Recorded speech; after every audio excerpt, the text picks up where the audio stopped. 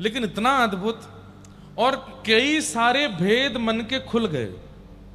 हम भी पहले कथाओं में कई महाप्रभु जगन्नाथ जी की लोक कथाएं सुनाते थे, वो सब यहां पर स्पष्ट हुई कि वैसी कथा है नहीं।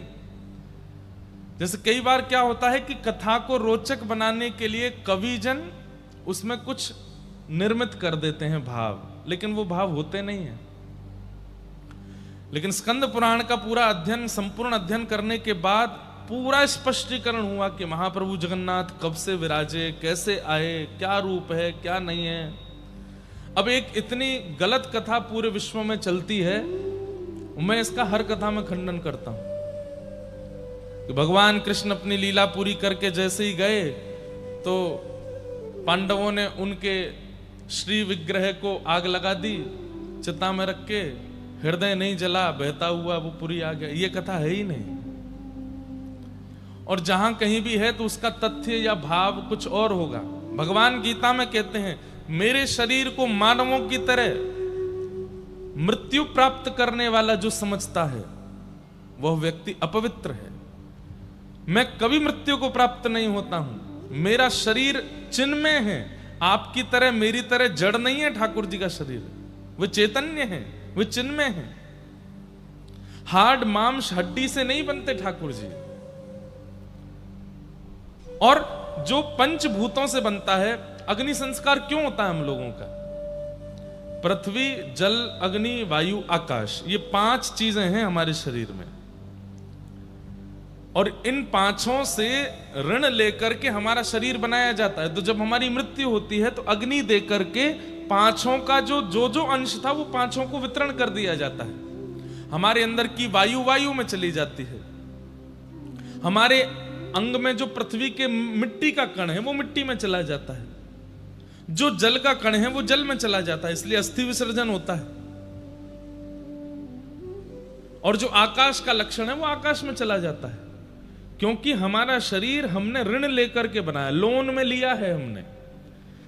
ठाकुर जी ऋण में लेते हैं क्या शरीर? उनका तो चैतन्य स्वरूप है, चिन्मय स्वरूप है। चैतन्य चिन्मय परमात्मा का कभी अंत नहीं होता। ये गलत बात है, गलत कथा है। जो लोग कहते हैं कि ऐसे हृदय बह के आया, वही महाप्रभु जी के हृदय। महाप्रभु जी के भीतर साक्षात परब्रह्म जीवित शालिग्राम विराजमान, सचल शालिग्राम विराजमान। ऐसी कई कथाएं हैं जो कही जाती हैं, लेकिन स्कंद पुराण में सबका स्पष्ट वर्णन है। तो कल रात से ही हम पढ़ने में लगे। अब यथामति जितना हो पाएगा आपको समझाएंगे, आप सब समझना। बाकी कल जो स्नान पूर्णिमा होने वाली है, मैं कल बताना चाहता था। जगन्नाथपुरी में वो स्नान उत्सव इसलिए होता है क्योंकि महाप्रभु जगन्नाथ जी कल के दिन ही इंद्रद्युम्न राजा को प्राप्त हुए, स्नान पूर्णिमा के दिन। लेकिन वृंदावन में स्नान पूर्णिमा के दिन हमारे बालकृष्ण प्रभु का स्नान क्यों होता है, इसके पीछे एक बड़ी सुंदर कथा है। और कथा ऐसी है, नख पे धार लियो गिरिराज नाम, गिरधारी पायो है। जब ठाकुर जी ने गिरिराज जी धारण किए और 7 दिन 7 रात्रि तक गिरिराज जी धारण करके रखे, 7 दिन बाद जब ठाकुर जी ने पुनः गिरिराज जी को व्यवस्थित किया तो सब ब्रजवासी लाला को गोद में लेकर के कंधा पे बिठा करके नृत्य करने लगे, आनंदित हो गए। और सबने नंद बाबा से प्रार्थना करी, बोले बाबा अब तुम लाला को राज तिलक कर दो, या को ब्रज को राजा बनाए दो, ब्रजमंडल को राजा बनाओ।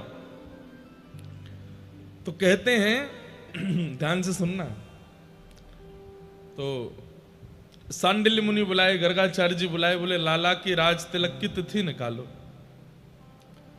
तो बोले पूर्णिमा, कोई पूर्णिमा की तिथि सुंदर थी, बोले इस पे लाला का राज तिलक करो।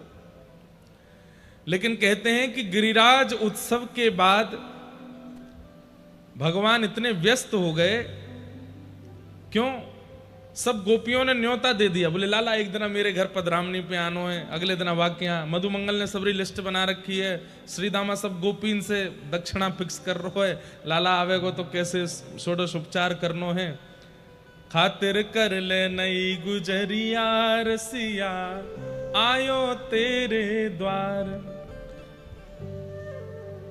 तो गिरिराज उत्सव के बाद लगभग सब ब्रजवासियों के घर में ठाकुर जी प्रसाद पावे जा रहे हैं एक एक दिन। जैसे हमारे गांव का नगर का कोई विशिष्टतम व्यक्ति बहुत बड़ा विजयी होकर के लौटे तो सब घर के लोग उसको बुलाते कि हमारे घर आओ, हमारे घर आओ।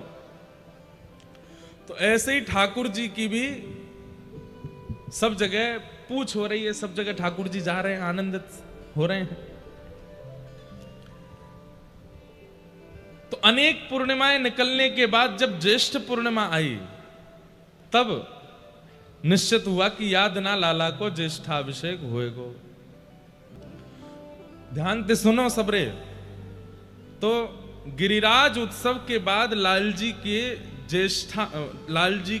राज तिलक करवे की योजना बनी, लेकिन ठाकुर जी इतने व्यस्त हो गए हैं, सब गोपियों के यहां एक एक दिन जा रहे हैं प्रसाद पाने, एक एक दिन जा रहे हैं अपनी खातिर करवाने। तो नंद बाबा ने श्रीदामा मधुमंगल से कही, अरे लाला को नहीं छोड़ोगे, वाको ज्येष्ठाभिषेक वाको राज तिलक करनो है। तब सब ब्रजवासी बोले, बाबा अब लाला जेठ तक तो बहुत व्यस्त है, सबरी गोपीन के यहाँ वाको प्रसाद है, जेठ में आप कर लियो। तो ज्येष्ठ में अति गर्मी भी होती है, ग्रीष्म ऋतु भी रहती है। तब ठाकुर जी ने मन में, नंद बाबा ने मन में विचार किया कि ठीक है, ज्येष्ठ की पूर्णिमा को लाला को राज तिलक करेंगे। तो कल के दिन ठाकुर जी हमारे वृंदावन चंद्र श्री राधा रमन लाल, श्री बालकृष्ण प्रभु, मदन मोहन जी, कल इनका राज तिलक हुआ। सब ब्रजवासियों ने मिलकर के लाला को तिलक कियो और अति ग्रीष्म हैवे के कारण यमुना जल ले लेकर के आए हैं और लाला को अभिषेक कर रहे हैं। इस भाव से वृंदावन में ज्येष्ठाभिषेक मनाया जाता है, ठाकुर जी का अभिषेक किया जाता है। नंद को मन वांछित दिन आयो, नंद को मन वांछित दिन आयो। पिता को सबसे ज्यादा प्रसन्नता कब होती है? जब उसका पुत्र अपने पिता के स्थान को ग्रहण करे। अभी तक व्रज के राजा नंद बाबा थे, लेकिन कल के दिन व्रज के राजा श्री ठाकुर जी हो गए। तो नंद बाबा आज बड़े प्रसन्न हैं। नंद को मन वांछित दिन आयो, नंद को फूली फिरत यशोदा रोहिणी, फूली फिरत यशोदा रोहिणी, उर आनंद ना समायो,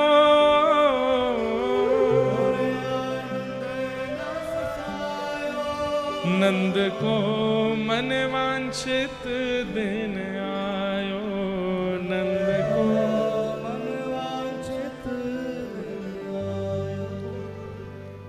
गाम गाम ते जाति बुलाई, गाम गाम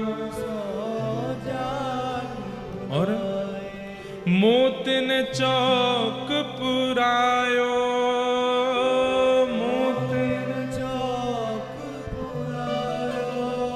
ब्रज वनिता सब मंगल गावे, ब्रज वनिता सब मंगल गावे, बाजत घोष बधायो, बाजत घोष बधायो, नंद को मन वांछित दिन आयो, नंद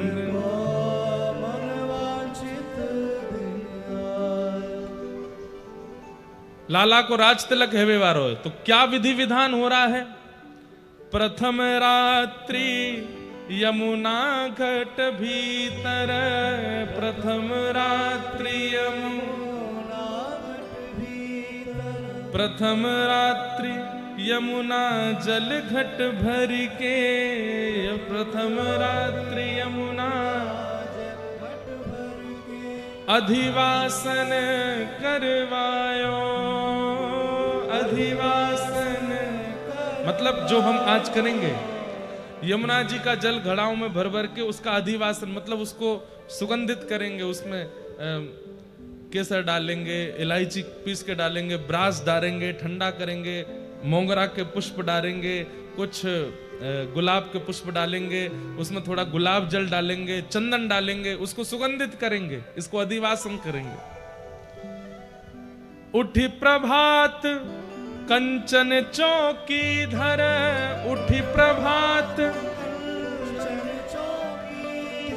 और रात भर जल को शीतल करके घड़ों में रख के सुबह उठ करके उठी प्रभात कंचन चौकी धर, उठी प्रभात, सोने की चौकी रखी है, और तापर लाल बिठायो, तापर लाल बिठायो, नंद को मन वांछित दिन आयो, नंद को मन वांछित दिन आयो।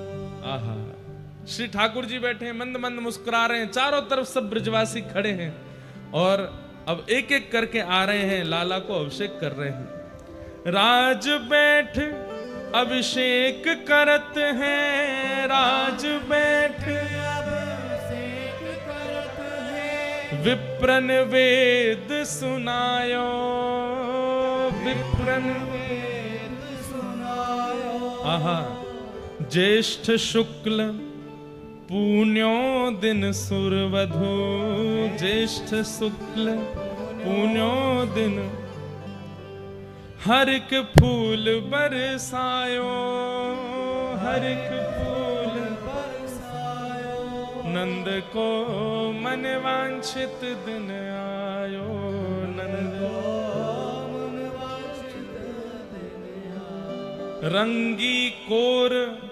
धोती ऊपर ना, रंगी कोर धोती ऊपर ना, कोरी धोती के रंग किए हैं चंदन से, धोती और उपरना उस पर रंग लगाए हैं, और आभूषण सब साज, आभूषण सब साज, और लाल जी को उपरना पहना के, धोती पहना करके, तिलक करके अभिषेक करने के बाद द्वारकेश आनंद भयो प्रभु, द्वारकेश आनंद भयो, क्यों? आज नाम पढ़ो ब्रजराज, आज नाम पढ़ो ब्रजराज, बोलो ब्रजराज कृष्ण की, ब्रजराज गोपाल की, नाम पढ़ो ब्रजराज, नाम पढ़ो ब्रजराज, नंद को मन वांछित दिन आयो, नंद को मन वांछित दिन। तो कल ठाकुर जी का राज्याभिषेक होगा, तो व्रज के भाव से ठाकुर जी का अभिषेक किस लिए होता है कि लाला को व्रज को राजा बनाया गया है। गिरिराज उत्सव के बाद, नाग कालिया नाग मर्दन के बाद ब्रजवासी ने कही, याने ब्रज की इतनी रक्षा करिए नंद बाबा, अब तो तुम लाला सुघड़ है गयो, अपनी गद्दी पर लाला को बैठाए दो। और श्री ठाकुर जी को कल राज्याभिषेक होएगो। आहा, एक भाव, एक नहीं है, अनेक है। एक भाव यह भी है कि ठाकुर जी का राज्याभिषेक होता है। एक भाव ठाकुर जी यमुना जी के साथ रास विहार करते हैं। अनेक अनेक भाव हैं, सब भावों से ठाकुर जी का कल अभिषेक हम लोग करेंगे। तो कल गिरधर लाल जी का अभिषेक होगा। जिन लोगों ने जनेऊ धारण किया है, यज्ञोपवीत जिनका हुआ है, केवल वे ही मंच पर आएंगे। और वे सब लोग यहां जो सेवा में हैं उनको बता दीजिएगा। ऐसे नहीं कि जबरदस्ती जनेऊ लेके पहने आए बोले ताकि हम भी चढ़ जाएं। देखो, इन बातों का आप ध्यान रखा कीजिए कि अनधिकारी चेष्टा करने से आपको लगेगा कि हम ठाकुर जी को छू लेंगे, ठाकुर जी का स्पर्श कर लेंगे, लेकिन नहीं, उससे अपराध ही होता है। ठाकुर जी ने बहुत छोटे छोटे तो नियम रखे हैं। यज्ञोपवीत धारण करने वाले, गायत्री संध्या बंदन करने वाले वो हमारा स्पर्श करें, धोती ऊपर ना पहनने वाले हमारा स्पर्श करें। और जो भी कल मंच पे आएंगे, ज्यादा लोग तो नहीं आएंगे, ज्यादा से ज्यादा 10-15 लोग बस, नहीं तो हमारा लाला नेक्स्ट तो डर के मारे भाग जाएगा। इतने विशाल ठाकुर जी नहीं है ना। तो सब लोग सिले हुए वस्त्र नहीं पहनेंगे, कोरे उपरना और कोरी धोती, यज्ञोपवीत होना चाहिए, चंदन तिलक लगा करके मंच पर आएंगे। ठाकुर जी का अभिषेक कल होगा और बाकी सब लोग केवल दर्शन करना और नीचे से आशीष देना, लाला आज हमारो व्रजराज बनो है, ऐसे ही लाला व्रजराज बनो रे, इस भाव से गिरधर लाल जी का अभिषेक यहाँ करके फिर हम लोग जाएंगे महाप्रभु जी का वहां अभिषेक दर्शन करेंगे। तो इस तरीके से कल का क्रम होगा। सब लोग सुबह 9 बजे उपस्थित रहिएगा। आइए हम आप सब लोग अब महाप्रभु जी के पुरुषोत्तम महात्म की सुंदर कथा में प्रवेश करते हैं और किस प्रकार महाप्रभु जगन्नाथ पुरी में विराजमान हुए वह सब भाव श्रवण करने का भाव रखते हैं। श्री जगन्नाथ महाप्रभु की जय। बलभद्र सुभद्रा मैया की जय। जय श्री राधे।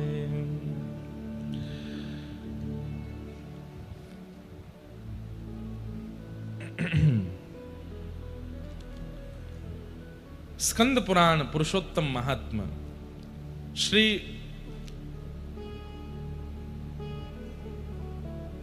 जैमिनी जी प्रवचन कर रहे हैं और ऋषिजन पूछ रहे हैं। स्कंद पुराण में विशेष रूप से हमारे भारत के समस्त विशिष्ट तीर्थों का जो मूल स्वरूप है वो स्कंद पुराण में ही वर्णन है। सब मुनियों ने पूछा क्या? कस्मिन् युगे सतु मुने इंद्रद्युम्नो भवन नृपः कस्मिन् देशेस्य नागरं कथं वा पुरुषोत्तमं गत्वा चो विष्णु प्रतिमां कारयामास वा कथं एतत् सर्वं विसस्तरतः कथस्य व महामुने। समस्त मुनियों ने मिलकर के जैमिनी महाराज से पूछा कि भगवान हमें यह बताइए कि ये इंद्रद्युम्न राजा कौन है, ये कौन से कुल में जन्मे, कौन से युग में जन्मे, कौन से वंश में इनका अवतार हुआ और इन्होंने ऐसा क्या किया कि इनके पास साक्षात चतुर्धा भगवान पधारे जिन्हें जगन्नाथ के भाव से पूरे विश्व ने वंदन किया। कृपा कर इन इंद्रद्युम्न के बारे में हमको बताइए और इन्हें जगन्नाथ जी कैसे प्राप्त हुए, ये महाप्रभु जगन्नाथ पृथ्वी पर कैसे आए, कृपा कर इनकी पूरी लीला हमें सुनाइए। तब श्री जैमिनी जी महाराज अति प्रसन्न होकर के इंद्रद्युम्न महाराज का परिचय पहले दे रहे हैं और क्या कह रहे हैं? आसीत कृत युगे विप्रा इंद्रद्युम्नो महानृपः सूर्यवंशे सधर्मात्मा सन्नुष्टः पंचमूरुषः। बहुत ध्यान से सुनिए, आज की कथा हम बिल्कुल जो है अभी तक तो गुरुजनों से पढ़े, लेकिन ये कथा हमको जगन्नाथ जी पढ़ा गए हैं, क्योंकि अब गुरुमुख होना आवश्यक होता है किसी भी ग्रंथ को पढ़ने से पहले, लेकिन ये ग्रंथ हमने स्वच्छंद जगन्नाथ जी से ही पढ़ा है। तो स्कंद पुराण के हमारे गुरुदेव जो हैं वो जगन्नाथ महाप्रभु ही हैं, तो इसलिए आप सब लोग बड़े ध्यान से सुनना। जो जो श्लोक अधिकृत हैं उन सबको हम सुनाएंगे और आप सब बिल्कुल एक दर्थ होकर के पूरी कथा श्रवण करो। सतयुग में अब देखिए, जगन्नाथ महाप्रभु कलयुग के देवता हैं, लेकिन विराजमान कब से हैं? सतयुग से विराजमान है। सतयुग में सूर्यवंश जात में एक प्रकार से यह भाव वर्णित है कि इंद्रद्युम्न नामक राजा थे और बड़े धर्मात्मा थे। ब्रह्मा जी के अधस्तन पंचम पुरुष पुत्र माने जाते हैं इंद्रद्युम्न राजा।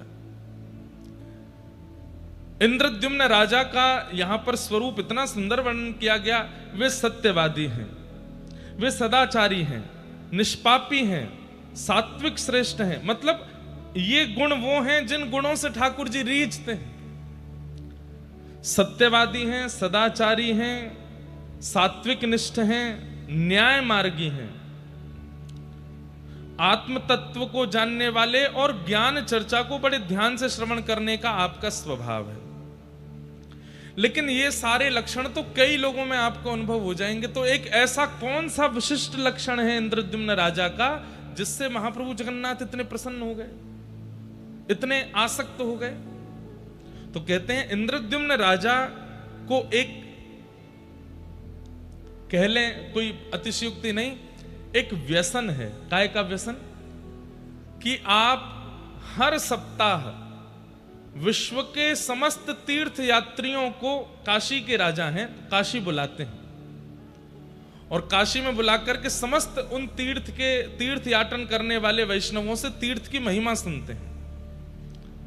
आप स्वयं राजा हैं, बार बार सारे तीर्थों में नहीं जा पाते, और कई बार राजाओं को तीर्थ यात्रा पर भी जाना होता है तो बहुत व्यवस्थाएं करनी होती हैं, वहां तीर्थ यात्रियों को दिक्कत भी हो जाती है। तो आप क्या करते हैं, अपने नगर में ही समस्त तीर्थ यात्रियों को निमंत्रण देते हैं, बाकायदा पालकी से उनको बुलवाते हैं और सभा में बैठा करके प्रत्येक तीर्थ यात्री वैष्णवों को प्रणाम करते हुए कहते हैं, आप कौन से तीर्थ में दर्शन करने गए? बोले हम तो बद्रीनाथ गए थे। अच्छा, जरा वहां का बताइए ना, कैसा है बद्रीनाथ? वहां की पूरी महिमा सुनते हैं और नेत्र बंद करके अपने तन को भले ही काशी में रखा हो लेकिन मन से बद्रिकाश्रम पहुंच के पूरे बद्रिकाश्रम का दर्शन करके आ जाते हैं। और फिर उस तीर्थ यात्री को खूब धन धान्य देके, दक्षिणा देके, वस्त्र दे करके खूब उनका सम्मान करते हैं कि आपकी कृपा से हम यहीं बैठे बैठे बद्रिकाश्रम हुआ है। फिर दूसरे तीर्थ यात्री के पास बैठते हैं, आप कहां से आए? बोले हम दक्षिण भारत में रामेश्वरम से आए हैं। अच्छा, वहां की महिमा बताइए। इस प्रकार सर्वगुण संपन्न होते हुए भी, अष्टादश विद्याओं से युक्त होते हुए भी, इतने ज्ञानी और इतने योग्य राजा होते हुए भी आपके अंदर इतनी दीनता है कि आप तीर्थ यात्रियों के बीच में बैठकर के तीर्थ की महिमाएं सुनते रहते हैं। तभी आपने एक जिज्ञासा प्रकट की, क्या कभी ऐसा हो सकता है कि पूरे विश्व को साक्षात परमात्मा का कभी अनुभव हो? क्या ऐसा कोई तीर्थ है या ऐसा कोई धाम है जहां साक्षात सचल भगवान विराजमान हो और उनका दर्शन हम मानव कर सके? इतनी योग्यता तो हमारे पास नहीं कि हम जप करें, तप करें, साधन करें, यज्ञ करें। करते हैं लेकिन कोई ना कोई भूल तो होती है। हे समस्त तीर्थ यात्रियों, हे समस्त तीर्थों में विचरण करने वाले वैष्णवों, मेरी प्रार्थना है, क्या इस धराधाम पर ऐसा कोई स्थान है? आप सबसे हमारी प्रार्थना, बिल्कुल हिलो डुलो भी नहीं, सब लोग ध्यान से सुनो। कोई ऐसा स्थान है जहां साक्षात परब्रह्म को अपनी चर्म चक्षुओं से हम देख सकें?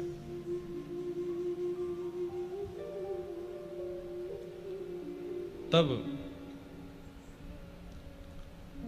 आपने प्रश्न किया कि आद्रतो व्याजहारेदम ज्ञायता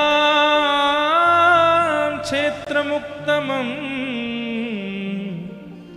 यत्र साक्षात् जगन्नाथं पश्यामो नेन चक्षुष। जगन्नाथ केवल इन्हीं को नहीं कहते, परम पुरुष परमात्मा जो इस पूरे जगत का रक्षक है वो जगन्नाथ ही हैं। और इंद्रद्युम्न राजा कहते हैं, क्या कोई ऐसा स्थान है जहां पूरे जगत को चलाने वाले साक्षात पर ब्रह्मनाथ विराजमान हो और हम अपने चरम चक्षुओं से उनको देख सकें? क्या इस पृथ्वी पर ऐसा कोई स्थान है? एक प्रकार से इंद्रद्युम्न राजा ने घोषणा करके इसको पूरे विश्व में फैलवाया इस प्रश्न को कि है कोई ऐसा स्थान जहां साक्षात परब्रह्म का दर्शन मानव कर सके।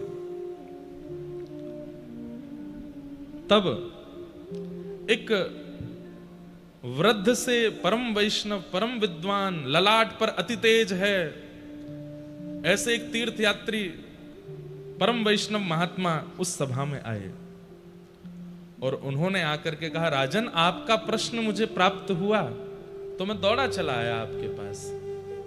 आपकी जो जिज्ञासा है शायद उसका समाधान मेरे पास है। ये सुनते ही तो इंद्रद्युम्न राजा बोले, क्या हम जीवात्मा प्रत्यक्ष ठाकुर जी को देख सकते हैं? बोले हाँ, एक स्थान है। कहां पर? बोले मैं अपने बाल काल में वहां दर्शन करने गया था। कौन सी जगह है वो? कि औड्र देश इति ख्यातो वर्षे भारत संज्ञ के दक्षिणस्योदधिस्तीरे क्षेत्रम श्री पुरुषोत्तमम। औड्र देश यानी कि उड़ीसा।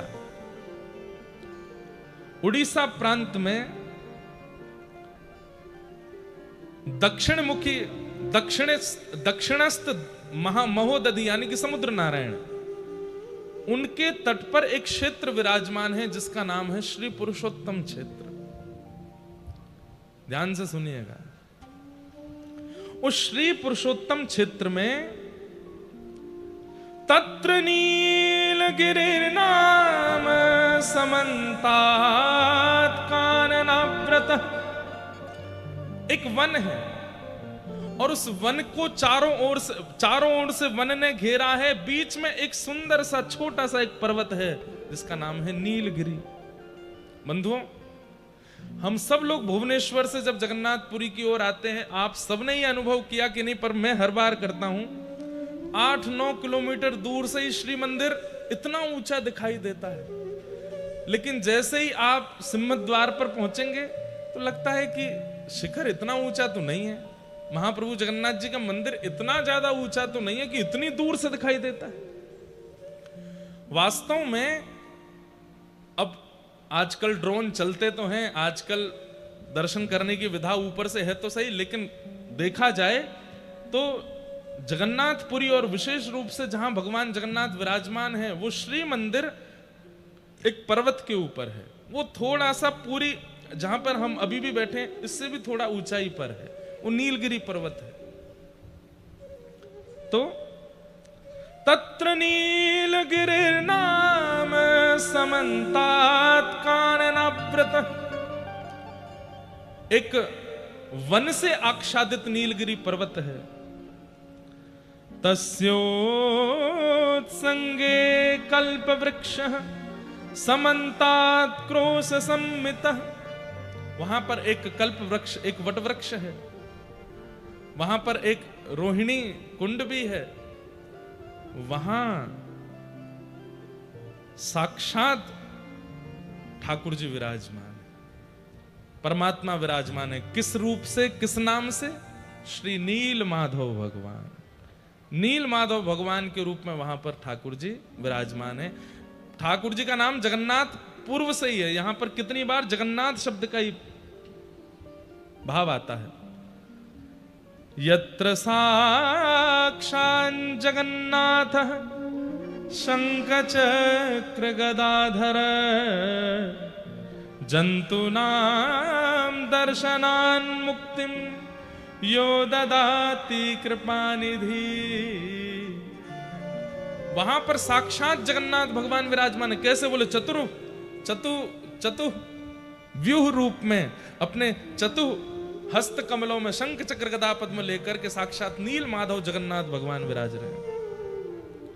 वे आंखें भी मटकाते हैं, वे बोलते भी हैं, वे चलते भी हैं, और अन्य तीर्थों में तो मानव का जाकर के कल्याण होता है, लेकिन मैंने उस तीर्थ में देखा कि कौवे ने चलते हुए किसी वस्तु को पाने के लिए उनके सामने आया है वो कौवा, और जैसे ही उस वस्तु को पाने लगा अचानक से उसने नेत्र खोल करके जैसे ही नील माधव भगवान को देखा, उसके भी चतु हस्त प्रकट हो गए और वो मुक्त होकर के भगवत धाम को प्रस्थान कर गया।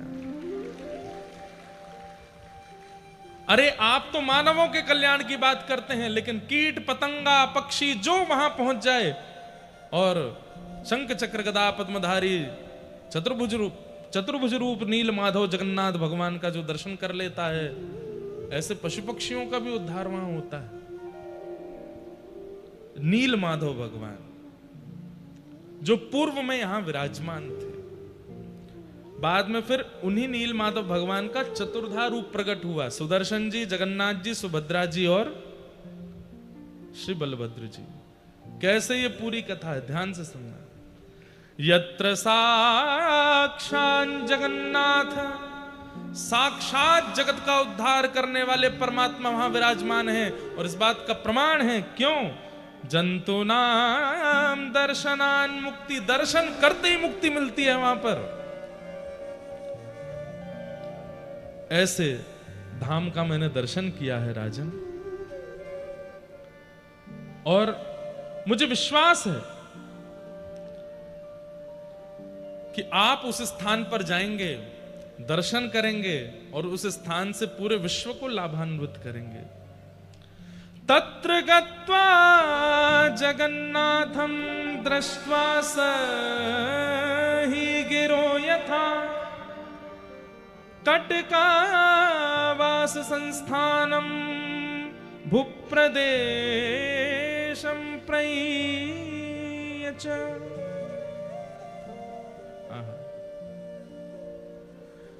आप कृपा करके उस स्थान पर जाइए। उस स्थान के समीप में कटक नामक एक स्थान है। कटक का नाम देखिए यहां पर भी है, कटका वास संस्थानम भूप्रदेशम प्रमीयच। वहां जाकर के आप अपनी पूरी राजसभा को कैसे लेके जाना चाहते हैं उसकी पूरी व्यवस्था आप कटक में रह करके कर सकते हैं। लेकिन नाथ, आपकी जो जिज्ञासा है वो इसी प्रांत में जाकर के और उन चतुर्धा रूप भगवान का दर्शन करके ही पूर्ण होगी। सुन करके इंद्रद्युम्न राजा के नेत्र सजल हो गए, हस्त कंपायमान होने लगा, प्रेम के सारे लक्षण चित्त में प्रकट होने लगे। आप इतने आनंदित हो गए, आप तो तुरंत जैसे मानो नृत्य करने लगे कि आहा कितनी बड़ी कृपा, मैं साक्षात प्रभु को देखूंगा, साक्षात भगवान का दर्शन करूंगा। बोले हाँ, आप जाके वहां कर सकते। लेकिन राजा का एक प्रोटोकॉल होता है, राजा सीधे सब जगह नहीं जाता। पहले मंत्री जाएंगे, सेनापति जाएंगे, वे जाकर के वहां व्यवस्था देखेंगे और उसके बाद ही मुख्य राजा जा सकता है। क्योंकि आप काशी से आने वाले राजा, सब लोग ध्यान से सुनो, बिल्कुल स्पष्ट रूप से, कोई बाहर की बात नहीं होनी है, केवल जगन्नाथ जी के प्राकट्य की कथा होनी है। ना सोइएगा ना सोने दीजिएगा किसी को, कोई झपकी भी आवे तो कोहनी मार देना, बहुत पुण्य मिलेगा आपको। हाँ बिल्कुल, किसी को भी आलस्य मत करने दो। लेकिन राजा का नियम है। अब देखो, कल भी एक किसी ने प्रश्न किया तो भगवान विरह क्यों देते हैं? विरह देखो अभी कैसा विरह देंगे। इंद्रद्युम्न राजा, आप तो तैयार थे जाने के लिए, लेकिन पूरे राज्यसभा ने निर्णय लिया कि राजन आप पहले नहीं जाएंगे, आप पहले अपने पुरोहित जी को भेजिए। पुरोहित जी जाएंगे और इन तीर्थयात्री के द्वारा बताई गई सारी भावों को देख करके वे वहां देख करके आएंगे, नील माधव जगन्नाथ भगवान का दर्शन करके आएंगे और वे सब आपकी व्यवस्था देख के आएंगे। आप जाएंगे तो कहां रुकेंगे, कहां प्रसाद बनेगा, इतनी सेना जाएगी, सेना कहां रुकेगी, वहां के जो उत्कल देश के राजा हैं उनको बता करके आएंगे। ये सब नियम है, राजा ऐसे नहीं निकल सकता। इंद्रद्युम्न बोले मैं तो बहुत उतावला हो रहा हूं, मुझे जाने दीजिए ना। बोले नहीं, आप अभी नहीं जाएंगे, आप कृपा कर अपने पुरोहित जी को भेजिए। तो राजा के ऊपर भी कई लोग होते हैं, आचार्य लोग, जिनकी आज्ञा राजा को माननी पड़ती है। तो इंद्रद्युम्न राजा का मन तो बहुत था। ठाकुर जी की लीला कैसी है देखो, राजा है इंद्रद्युम्न, वे चाहें तो क्या नहीं कर सकते, तुरंत पहुंच सकते हैं, लेकिन सब ने रोक दिया। बोले आप नहीं जाएंगे, पहले पुरोहित जाएगा। काश इंद्रद्युम्न चले जाते, ये बाद में आपको पता चलेगा। आपने अपने पुरोहित जी को बुलाया और कहा कि महाराज आप कृपा करके जाएं। तो पुरोहित जी बोले मैं तो अस्वस्थ हूं, मैं अपने छोटे भाई को भेजूंगा। राजा ने अपने पुरोहित जी से कहा तो पुरोहित जी बोले मैं तो वृद्ध हो गया हूं, शायद मैं इतनी निपुणता नहीं रखूंगा, पर मैं अपने छोटे भाई विद्यापति को भेजता हूं। वे जाकर के आपके इस जो नियुक्त स्थान है उसका दर्शन करके और पूरी योजना बना करके आएंगे और आपको बताएंगे। अब देखिए, ये विद्यापति भी, अभी तो हमने पहली बार पढ़ा पर मैं इसकी खोज करूंगा, विद्यापति का कोई पूर्व जन्म का या पूर्व काल का कोई तो संबंध है कि इनको नील माधव भगवान का प्रत्यक्ष दर्शन हुआ? कहां? ये तो पुरोहित भी नहीं थे, पुरोहित के छोटे भाई हैं। इनको बुलाया गया और कहा कि आपको इस प्रकार उत्कल देश जाना है, वहां पर कटक नामक एक शहर है, उसके पास में महानदी और समुद्र के दक्षिण तीर पर एक नीलगिरी पर्वत है, वहां नीलाचल भगवान, उनका दर्शन करके आना है। और सब व्यवस्था आकर के राजा को बतानी, फिर राजा पूरी सेना के साथ दर्शन करने जाएंगे। तो आप बड़े सौभाग्यशाली हुए, कितने खुश हैं, क्या कह रहे हैं। हर किसी को जगन्नाथ आते समय यह श्लोक बोलना चाहिए, महाप्रभु जी का दर्शन करते समय यह बोलना चाहिए कि अहो में सफलम जन्म सुकल्या सर्वरीच में द्रक्ष्यामि यद भगवातो मुख्य पद्म मघापहम।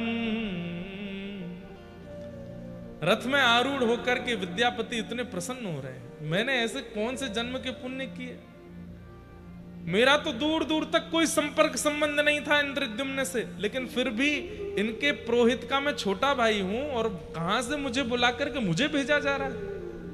अरे ये मुझे भेजा नहीं जा रहा है, मुझे बुलाया जा रहा है।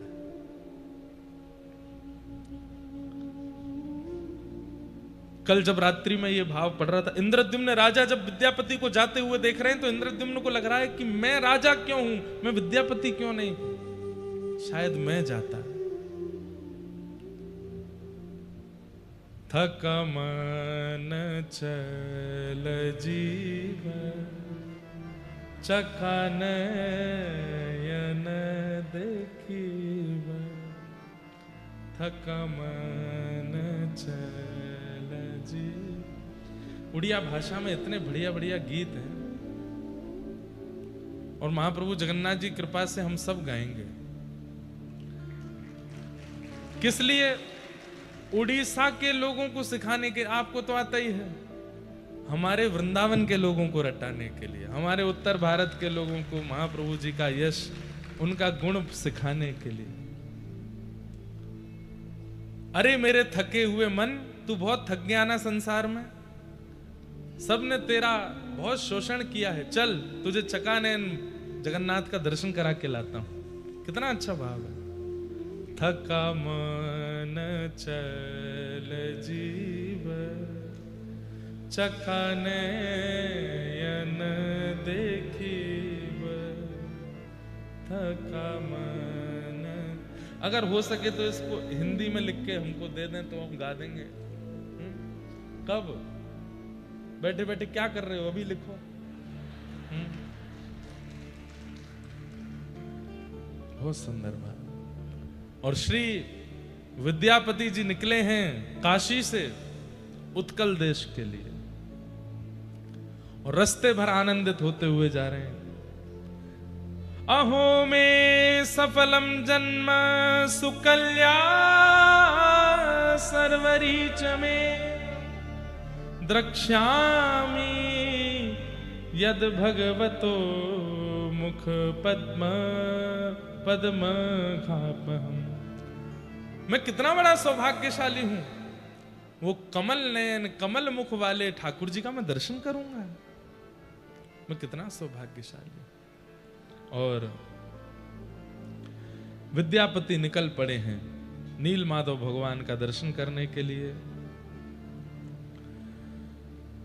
आप चलते चलते रास्ते भर आनंदित करते हुए आ रहे हैं। कैसे आऊं रे कन्हैया, कैसे आऊं रे नंद लाला, तेरी गोकुल नगरी बड़ी दूर नगरी, दूर नगरी बड़ी दूर। विद्यापति निकले हैं, हम भी साथ में चलें और इस उत्कल देश का दर्शन करें मीराबाई के शब्दों में। कैसे आऊं रे नंद लाला, कैसे आऊं रे नंद लाला, कैसे आऊं मदन गोपाला, कैसे आऊं रे नंद लाला, कैसे आऊं मदन गोपाला, तेरे गोकुल नगरी बड़ी दूर नगरी, दूर नगरी बड़ी दूर नगरी, दूर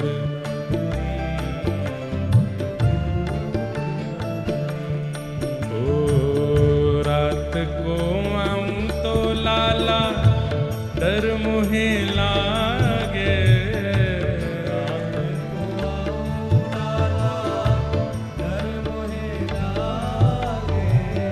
रात को आऊं तो कान्हा डर मुहे लागे, रात को आऊं तो कान्हा डर मुहे लागे, दिन को आऊं तो देखे सारी नगरी बड़ी दूर नगरी, हो दिन को आऊं तो देखे सारी नगरी।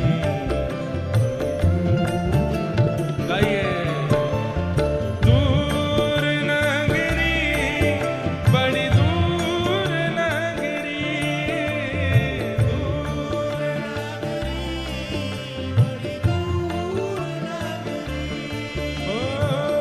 दूर नगरी बड़ी दूर नगरी, दूर नगरी बड़ी दूर। वैसे ये हमको गाना तब चाहिए था जब हम पुरी से दूर थे। हम तो आ गए हैं पुरी में, लेकिन फिर भी नाथ देह से तो आपके धाम में आ गए, मन से भी पहुंच जाएं। मन में, बुद्धि में, आत्मा में और कोई भाव ना रहे, केवल आपका ही भाव रहे, इसलिए गा रहे हैं। ये मन आप तक पहुंच जाए, आपका हृदय भाव, चरण भाव इस मन के लिए बहुत दूर है। दूर नगरी बड़ी दूर नगरी, दूर नगरी बड़ी दूर नगरी, ओ कैसे आऊं रे नंद लाला, कैसे आऊं मदन गोपाला, तेरे गोकुल नगरी बड़ी दूर नगरी, दूर नगरी बड़ी दूर नगरी, बड़ी दूर। श्री जगन्नाथ महाप्रभु की।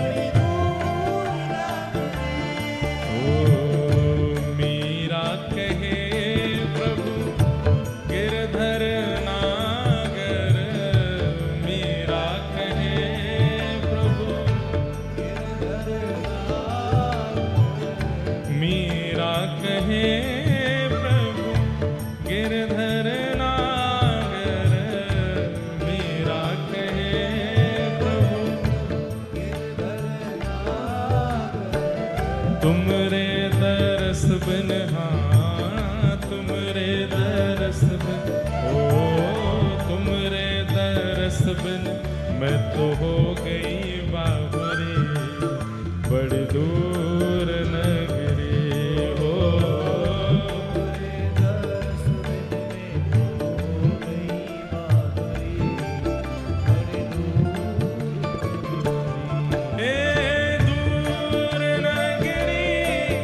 बड़ी दूर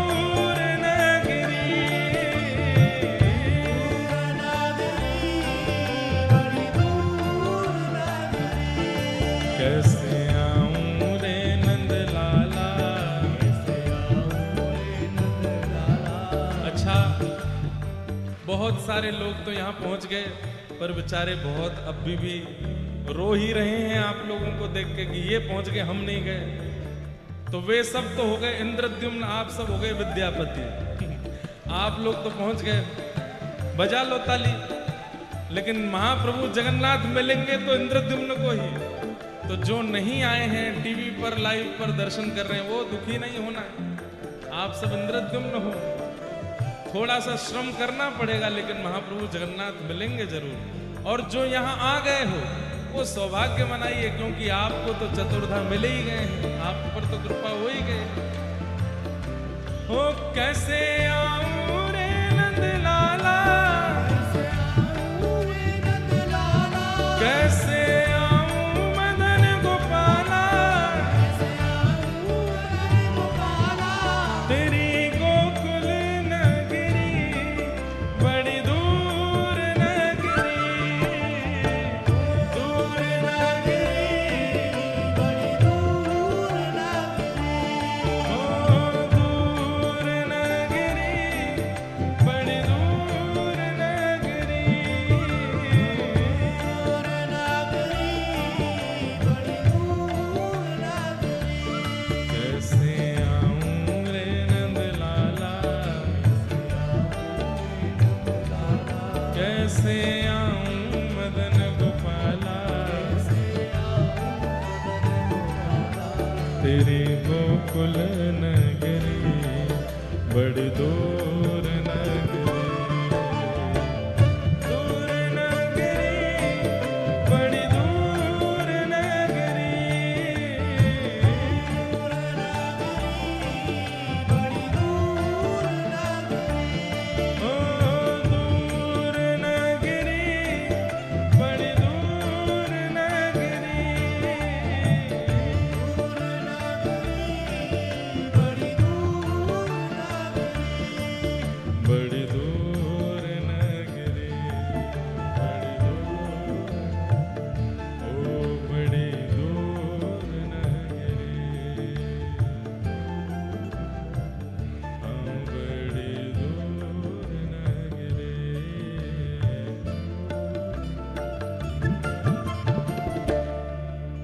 थका मन चल जीव, चकानयन देखीव, थका मन चल,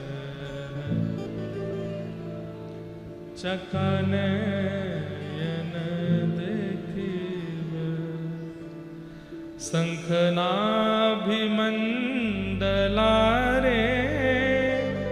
बेनी नेत्र पखलीव, थकनन चल जीव, चकनयन देखीव।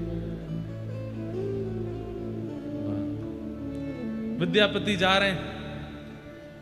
जैसे ही विद्यापति ने उत्कल प्रांत में प्रवेश किया, कई यहां पर वर्णन किए गए, लेकिन इसमें सबसे ज्यादा आश्चर्यजनक बात जो थी, श्री क्षेत्र में प्रवेश करते ही उन्होंने क्या अनुभव किया। शंख चक्र गदा पद्म धारिणो दद्रशे नरान। आप लोगों को आश्चर्य होगा, लेकिन यह बात वास्तविक है। विद्यापति जी क्या देख रहे हैं कि श्री क्षेत्र में प्रवेश करते ही जो भी दिख रहा है सबके शंख चक्र गदा पद्म सब चतुर्भुज रूप में है। हमें आपको नहीं पता चल रहा है, पर हम भी अभी इस वक्त चतुर्भुज रूप हैं। इस वक्त हम सब चतुर्भुज हैं। दो भुजा हमारी ये हैं, दो दिख नहीं रही हैं, ठाकुर जी को दिखती हैं वो, या फिर कोई श्रेष्ठ जन हो उनको दिखती हैं। श्री क्षेत्र में हर व्यक्ति चतुर्भुज रूप हो जाता है। शंख चक्र गदा पद्म धारिणो दद्रशे नरा जन्मांतरितमात्मानं बुबुधे दिव्य रूपिणम। सब दिव्य रूप में दिखाई दे रहे हैं। अरे पशु पक्षियों के भी चार चार भुज हैं, मानवों के भी चार चार भुज हैं। और ये सब दर्शन करके तो विद्यापति मानो सबको प्रणाम करने लगे। नीलाचल धाम में, इस श्री क्षेत्र में सब प्रणम में हो गए, सबको वंदन करने लगे। तो सब चतुर्भुज रूप में थे। जैसे ही विद्यापति यहां पहुंचे हैं, शंख चक्र गदा पद्म धारिणो दद्रशे नरान जन्मांतरितमात्मानं बुबुधे दिव्य रूपिणम। सब दिव्य रूप में दिख रहे हैं। आहा, देख करके विद्यापति जी ने सबको प्रणाम किया। तभी इस श्री क्षेत्र में सबर लोगों का निवास था। उन्हीं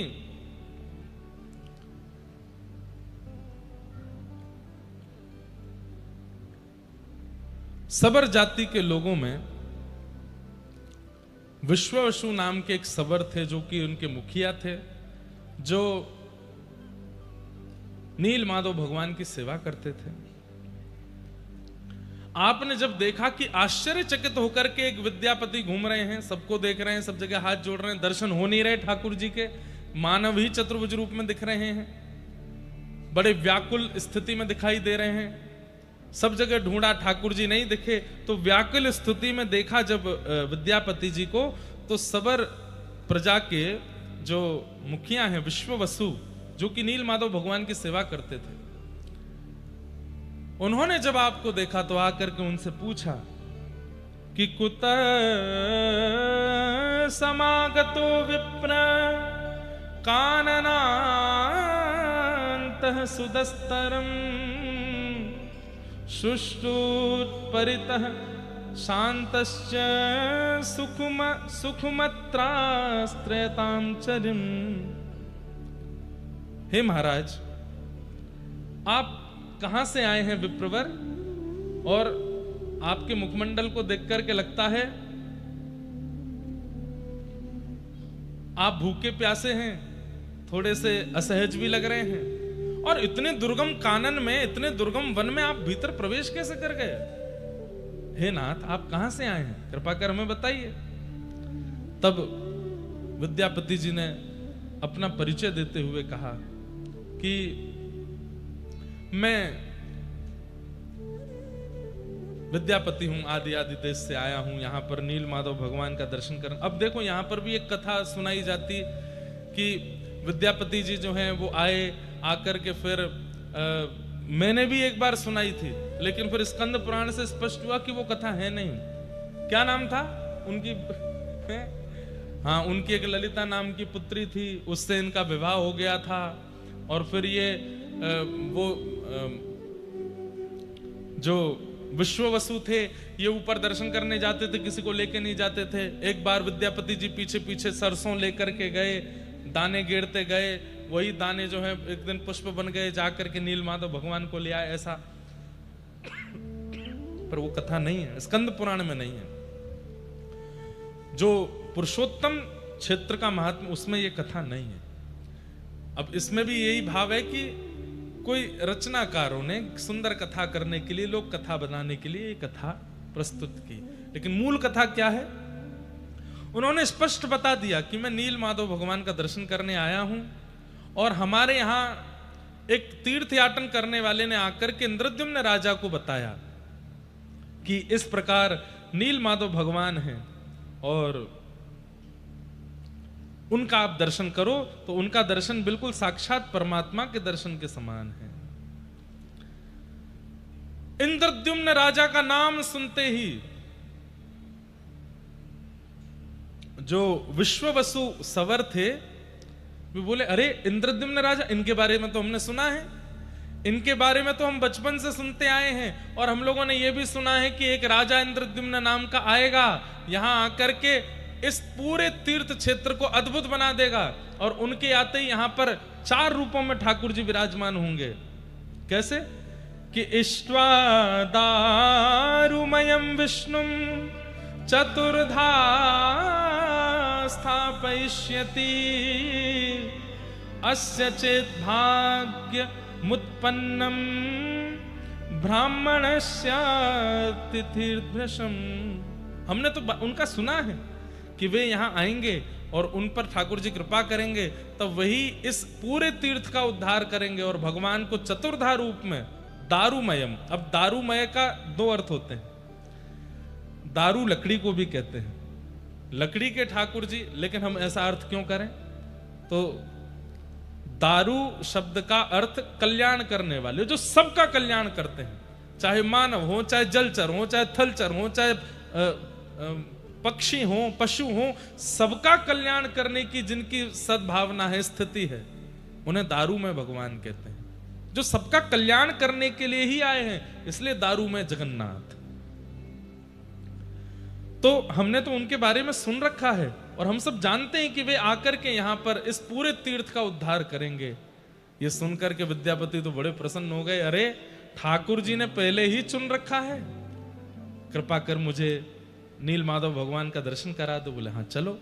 तब आप उनको लेकर के पर्वत के ऊपर गए हैं, और वहां एक विशेष गुफा थी, उस गुफा के अंदर नील कांति पूरे गुफा को आच्छादित कर रही है, और तभी आप जाकर के वहां दर्शन करते हैं। आहा,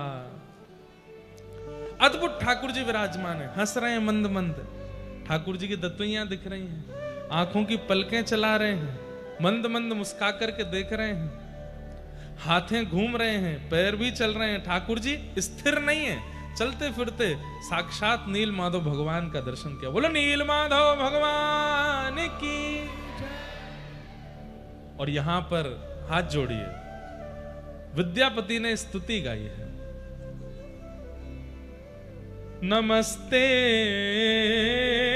कमलाकांत, नमस्ते कमलानन, नमः कमलपत्राक्ष त्राहि मां पुरुषोत्तम, नमस्ते नमः कमलपत्राक्ष त्राहि मां पुरुषोत्तम। हे कमलाकांत लक्ष्मीपति भगवान, मैं आपको प्रणाम करता हूँ, आपको नमस्कार करता हूँ। आपका ये कमल सा मुख देख करके मैं बहुत आनंदित हो रहा हूँ, मैं आपको पुनः प्रणाम करता हूँ। हे कमल दल लोचन, कमल के समान आपके नेत्र हैं, आपको बारंबार प्रणाम करता हूँ। मुझ पर कृपा कीजिए, मेरी रक्षा कीजिए। दर्शन करके महाराज निहाल हो गए, और अब तो विद्यापति इतने प्रसन्न हो रहे हैं कि मैं कब पहुंच जाऊं काशी, और जाकर के इंद्रद्युम्न राजा को पूर्ण समाचार दे दूं, और जाकर के उनको बता दूं कि आप चलिए, चल करके ठाकुर जी का मधुर दर्शन कर लीजिए।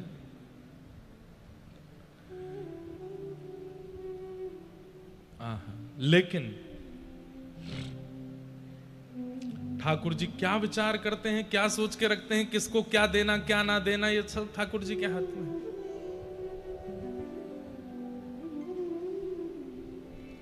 केवलम माधवम तत्र न द्रक्ष्यति महिपति, अचिरा देव भगवन्यस वर्णवालु कयाव्रत। ठाकुर जी इंद्रद्युम्न राजा को दर्शन नहीं देंगे, जबकि वो इतने व्याकुल हैं। वर्णन आता है कि जब विद्यापति निकले हैं दर्शन करने के लिए नील माधव भगवान के, तो वहां दूर काशी में बैठे हुए इंद्रद्युम्न राजा व्रत कर रहे हैं, निर्जला रह रहे हैं, केवल बहुत कहने पर फलाहार कर लेते हैं, और ना सो रहे हैं ना बैठ रहे हैं, बस प्रतीक्षा कर रहे हैं कि कब लौट करके आएंगे विद्यापति, कब आकर के मुझे पूर्ण बात बताएंगे वहां की।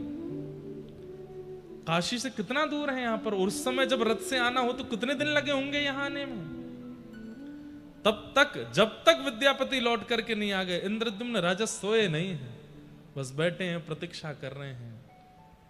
प्रीतम तू मोहे प्राण ते प्यार। कोई प्राण प्रिय हो जाता है ना, तो सबसे पहला उसके साथ क्या होता है? भूख चली जाएगी। कोई प्राण प्रिय हो जाता है ना, तो प्यास चली जाती है। कोई प्राण प्रिय हो जाता है तो निद्रा चली जाती है। ये वो वस्तु हैं जिनके बिना हम रह ही नहीं सकते, लेकिन प्राण प्रिय कोई हो जाता है तो ये तीनों समाप्त हो जाते हैं।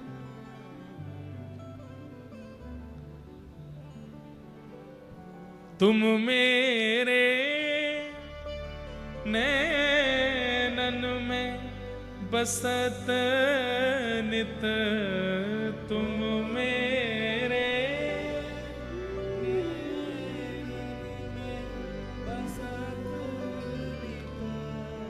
मैं तब नैन निहारो, मैं तब नैन निहारो। प्रीतम तू मोहे प्राण ते प्यारो, प्रीतम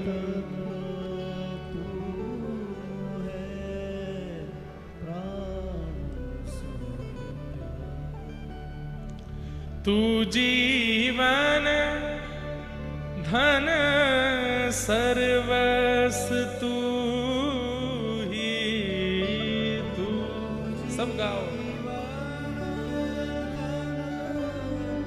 सर्वस तू ही, तू जीवन धन सर्वस तू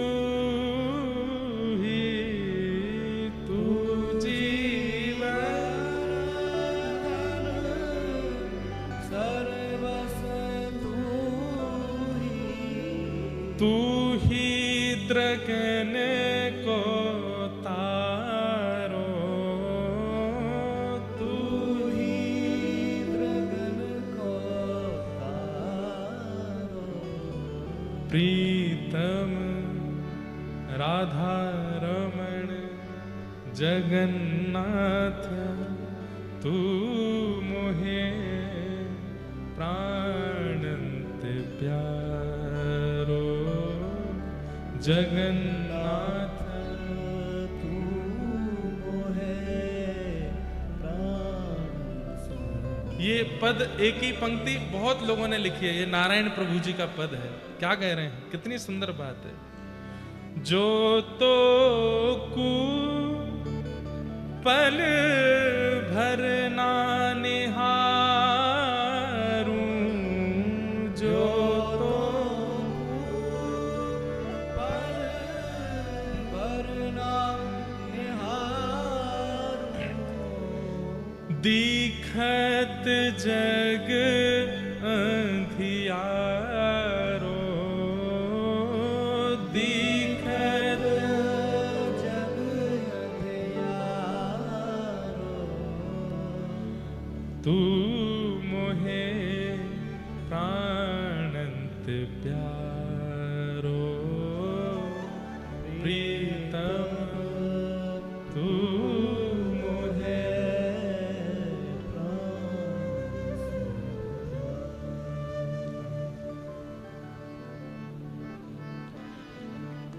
तो इंद्रद्युम्न राजा कितने व्याकुल हैं, लेकिन ठाकुर जी की लीला अद्भुत है। विद्यापति नील माधव भगवान का दर्शन करके सब व्यवस्थाएं देख के कहां राजा आएंगे, कैसे आएंगे, यहां के तत्कालीन राजा को सूचना कर दी कि काशी के नरेश यहां आ रहे हैं, आदि आदि सब बता दिया। लेकिन जैसे ही विद्यापति यहां से लौट करके गए, समुद्र में उफान आने लगे, जोर की बारिश होने लगी, तेज हवा चलने लगी, और समुद्र के तट की जितनी भी ये स्वर्णमयी बालू है, नीलाचल धाम की स्वर्णमयी बालू, वो सब बवंडर के रूप में बहने लगी और उड़ते हुए नील पर्वत पर गई है। सब देख रहे हैं, सबके आंखें खुली रह गई, सब सबर लोग देख रहे हैं ये क्या हो रहा है, ऐसा ऐसा तूफान, ऐसा बवंडर पहले तो कभी नहीं आया। और देखते ही देखते उस गुफा में विद्यमान नील माधव भगवान अंतर ध्यान हो गए। यहां विद्यापति सब समाचार लेके चले गए हैं और यहां से ठाकुर जी अंतर ध्यान हो गए, अंतर ध्यान हो गए। विद्यापति कुछ दिन के पश्चात, अच्छा कहते हैं कि जब नील माधव भगवान अंतर ध्यान हो रहे थे तो एवं प्रलपताम तत्र सर्वेषां त्रिदिवौकशाम अशरीरा तदा वाणी पुनः प्रादुर्भुवः। जब नील माधव भगवान अंतर ध्यान हो रहे थे तो आकाश में ब्रह्मा जी, रुद्र, नारद, सनकादि सब प्रकट हो गए और सब रुदन करने लगे, हे नाथ आप कहां जा रहे हैं, आप क्यों अंतर ध्यान हो रहे हैं, ये लीला क्यों कर रहे हैं। तब मंद मुस्काते हुए भगवान बोले, ये मेरी लीला है, मैं पुनः आऊंगा, अभी मेरा जाना अनिवार्य है। और ठाकुर जी अंतर ध्यान हो गए, ठाकुर जी अंतर ध्यान हो गए। सब देखते रह गए और ठाकुर जी यहां से प्रस्थान कर गए। ऐसे नील माधव भगवान का दर्शन करके जब विद्यापति लौट करके गए हैं,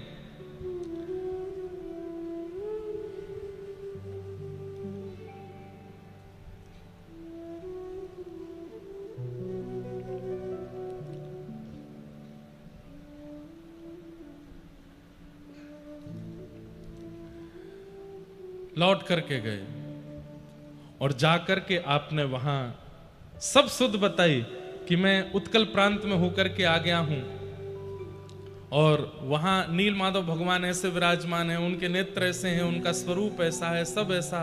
इंद्रद्युम्न राजा तो उत्सव मनाने लगे, नृत्य करने लगे, आनंदित हो गए। आपने तुरंत राज सिंहासन पर बैठ करके आज्ञा कर दी, सब व्यवस्थाएं तैयार करो, अब हम सब लोग यहां से श्री क्षेत्र पुरुषोत्तम क्षेत्र को प्रस्थान करेंगे। वहां ठाकुर जी हमारी प्रतीक्षा कर रहे हैं, पर इनको क्या बताएं कि ठाकुर जी तो अंतर ध्यान हो गए वहां से। कहते हैं बड़े बड़े मुनि, बड़े बड़े ऋषि, सबको आपने निमंत्रित कर दिया कि सब आ जाइए, हम सब जाएंगे और जाकर के वहां नील माधव भगवान का दर्शन करेंगे, उन्हीं के साथ रहेंगे, आनंदित होंगे। इस प्रकार सब भावनाएं होने लगी। लेकिन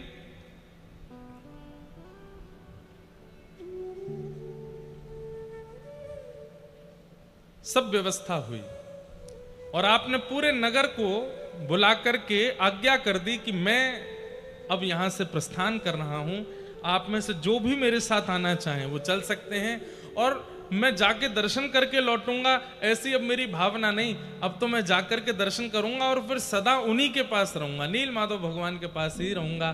तो मैं इसी भावना से जा रहा हूं कि मैं लौट करके नहीं आऊंगा।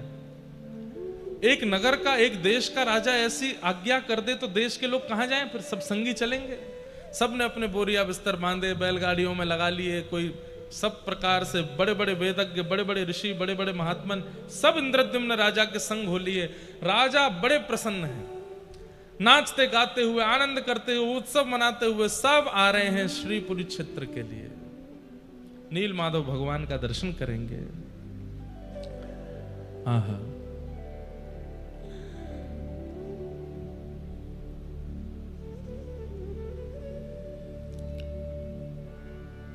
इस दिन इंद्रद्युम्न राजा चल पड़े हैं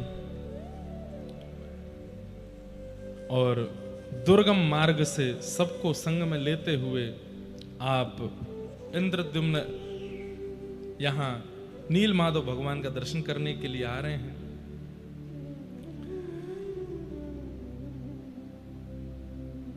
और यह भी बताया था विद्यापति जी ने आकर के कि वहां तो प्रचार है इस बात का, पहले से ही ये बात वहां घोषित हो गई है कि आप वहां जाएंगे और वहां जाकर के ठाकुर जी का सुंदर स्थापन करेंगे।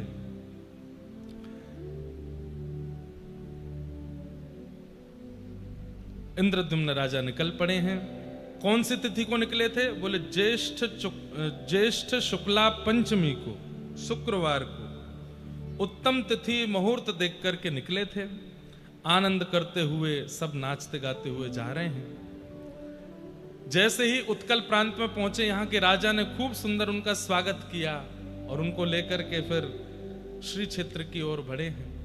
लेकिन जैसे ही पुरुषोत्तम क्षेत्र में पहुंचे और नीलगिरी पर्वत दिखाई दिया, राजा इंद्रद्युम्न तो वहीं रोने लगे। अब मेरे नाथ मिलेंगे, अब मेरे नाथ मुझे स्वीकार करेंगे, अब मैं अपने इन चरम चक्षुओं से ठाकुर जी का दर्शन करूंगा। लेकिन जैसे ही आप पहुंचे तब क्या देखते हैं, सब सवर समाज के लोग बड़े दुखी और रुदन अवस्था में बैठे। इंद्रद्युम्न राजा ने जाकर के कहा, सैनिकों ने जाकर के वहां सब वर्णन कर दिया, इंद्रद्युम्न राजा आ रहे हैं और आकर के यहाँ ठाकुर जी का दर्शन करेंगे। सबर जाति के लोगों ने सबने कहा कि वे आएंगे, पर ठाकुर जी तो यहाँ से प्रस्थान कर चुके हैं, ठाकुर जी तो यहाँ से अंतर ध्यान हो गए हैं। जैसे ही सुना कि भगवान अंतर ध्यान हो गए, पूरी बात सुनी, बोले ये तो इन्होंने बताया था कि ठाकुर जी वहां विराजमान है। बोले विराज तो रहे थे, लेकिन जिस दिन विद्यापति लौट करके गए उसके अगले दिन ही एक बवंडर आया, तूफान आया, आकाश में देवी देवता भी प्रकट हुए और ठाकुर जी सबके मध्य से अंतर ध्यान हो गए। ये सुनते ही इंद्रद्युम्न राजा मूर्छित होकर के गिर पड़े, बहुत रोए, रो रो करके बेहाल हो गए। बोले नाथ नहीं मिलना था, मैं इतना बड़ा पापी हूं, मैंने इतने बड़े अत्याचार किए हैं, या मैं इतना ज्यादा कुभागी हूं कि आप मेरे आने की खबर सुनते ही अंतर ध्यान हो गए। अरे किसी को भी लगेगा। इंद्रद्युम्न की राजा की कथा सुनो, वो तो अपना राजपाट परिवार सब छोड़ करके और सबको संग लेकर के, सबके घरवार छुड़ा करके लेके आए हैं कि चलेंगे नील माधव भगवान के चरणों में रहेंगे। पर यहां आकर के पता चला कि ठाकुर जी प्रस्थान कर गए। बहुत दुखी हुए, बोले नाथ मैं कुभागी हूं, मेरे कारण आप चले गए, मुझ पर कृपा नहीं करनी थी, कोई बात नहीं, पर मैं इतने सारे वैष्णवों को लेके आया, इतने जन को लेके आया, पूरे नगर के नगर लेकर के आया, बड़े बड़े ऋषियों को आमंत्रण करके लेके आया, सबका सब छुड़वा करके लाया, इन पर तो कृपा कर देते। आत्मघाती और ना जाने कैसे कैसे भाव अपने लिए इंद्रद्युम्न के चित्त में आने लगे, रुदन कर रहे हैं। विद्यापति जी ने क्यों नहीं बताया, वे तो आकर के बोल के गए थे कि वहां दर्शन किए हैं उन्होंने परमात्मा के। तब सबने बताया, बोले उनके जाने के बाद ठाकुर जी अंतर ध्यान हुए। तब 2-3 दिन तक तो इंद्रद्युम्न राजा बड़े व्याकुल रहे। आपने कुछ खान पान भी नहीं किया। तत्पश्चात सबने कहा कि आपको निर्णय लेना पड़ेगा, आप वापस चलना है, क्या करना है आप बताइए। लेकिन तभी सबर समाज के एक व्यक्ति ने आकर के बताया, बोले भगवान जब अंतर ध्यान हुए थे तब उन्होंने आकाशवाणी की थी कि मैं पुनः आऊंगा। अब कब आएंगे ये तो नहीं पता, लेकिन वो कह के गए कि वे आएंगे। इंद्रद्युम्न राजा ने घोषणा कर दी, अपनी सब प्रजा से पहले तो क्षमा मांगी और जितने लोग साथ में आए थे सबसे कहा कि ठाकुर जी मेरे कारण अंतर ध्यान हुए हैं, लेकिन ठाकुर जी किसी और कारण से अंतर ध्यान हुए थे। वो कारण हम परसों की कथा में बताएंगे, किस कारण से अंतर ध्यान हुए। वो तो एक कारण था, लेकिन इंद्रद्युम्न को लग रहा था मेरे कारण हुए, तो सबसे कहा कि आप सब लोग चाहें तो वापस जा सकते हैं, मैं अब वापस नहीं जाऊंगा, मैं यहीं रह करके प्रतीक्षा करूंगा, मनाऊंगा, रिझाऊंगा, बुलाऊंगा, ठाकुर जी को आना पड़ेगा। और रही बात मालव देश की, तो मेरा पुत्र मालवेश्वर, अब ये इसको मैं राजा बनाता हूं, अपना मुकुट उसको पहना दिया, तिलक कर दिया और कहा कि अब ये राजा है, जो भी लोग वापस जाना चाहते हैं इसकी सन्निधि में जाइए और ये सबका राजपाट करेगा, सबका शासन करेगा, पर मैं अब यहीं रहूंगा। इंद्रद्युम्न राजा दुखी बैठे हैं, तभी नारद जी का आगमन हुआ। सतयुग की बात है, वीणा लेकर के, करताल लेकर के श्री नारद जी महाराज आए और नारद जी महाराज ने आकर के समझाया कि मेरे पिता ब्रह्मा ने मुझे भेजा है। क्यों? वे बोले हैं कि ठाकुर जी यमराज के किसी भाव को पूर्ण करने के लिए अंतर ध्यान हुए हैं, तुम चिंतित मत हो, तुम्हारे द्वारा कुछ विशिष्ट ठाकुर जी को कराना है। पूरे विश्व को आज नहीं कलिकाल तक और ना जाने कब तक लोगों को तुम्हारे द्वारा किए गए तब से प्रकट ठाकुर जी का दर्शन प्राप्त होगा। इसलिए तुम विचलित मत हो। मैं तुम्हारे पास इसीलिए आया हूं कि ताकि तुम विचलित ना हो, तुम भटको ना। तुम्हें समय समय पर मैं ध्यान दिलाऊंगा। तुम चिंता मत करो, ठाकुर जी आएंगे। बोले कैसे आएंगे, मुझे क्या करना पड़ेगा ये बताइए।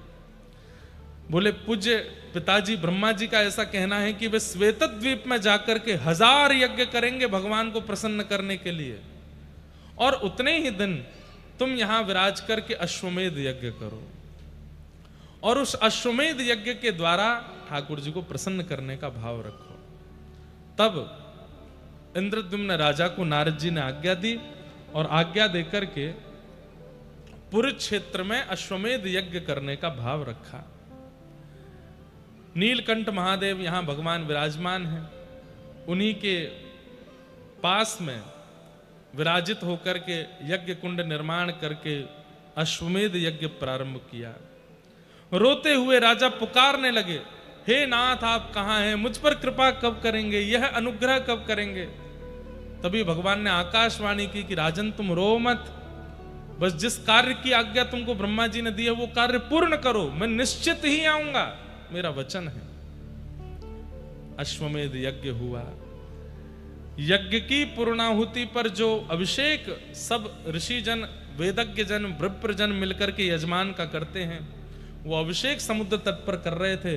तभी नारद जी ने देखा ब्रह्म दारू बहती हुई एक समुद्र मार्ग से आ रहे हैं, और जैसे ही उस ब्रह्म दारू का दर्शन किया, आपने देखा समीप जाकर के तो शंख चक्र गदा पद्म आदि जैसे शुभ चिन्ह उन ब्रह्म दारू में बने हुए हैं। नारद जी ने कहा बस तुम्हारा संकल्प पूर्ण होने वाला है, अब तुम निश्चिंत होकर के बस अपना यज्ञ पूर्ण करो।